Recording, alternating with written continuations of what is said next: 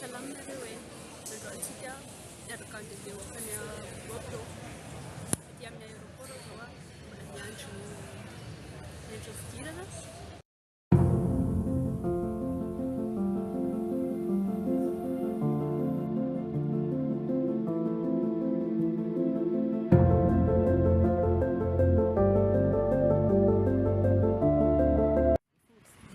Aty ampitan'ilay place de la bourse zany zay mandeha tsara be mihitsy, tena tsara be mihitsy.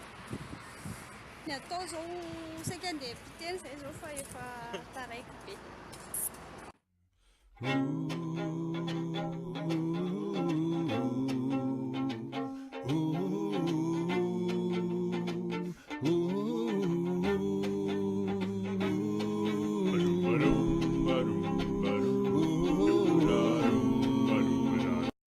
Tsakatsakana za zay zao a dia andeha hijery cinéma kely arivariva ny andro dia hijery cinéma, mipetrapetraka aty amin'ny ampitan'ilay place de la bourse fa tsy haiko ny anarany a, dia zay andao hijery cinéma ato.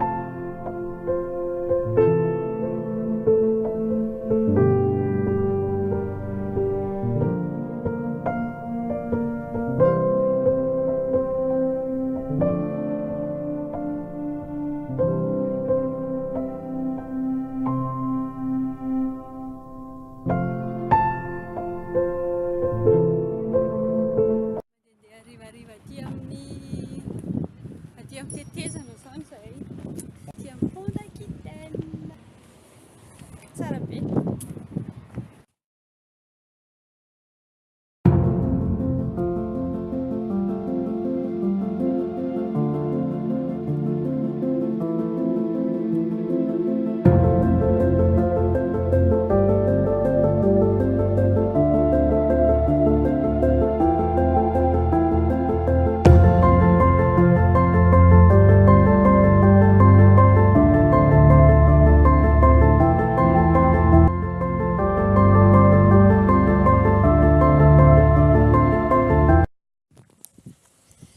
Indray zany ny séjour taty à Bordeaux dia lafilasitra be mihitsy ilay izy, fôtriny hoe vetivety kely zany fa sinon tsara be. Amin'ny manaraka indray fitaizina aty dia manaraka indray.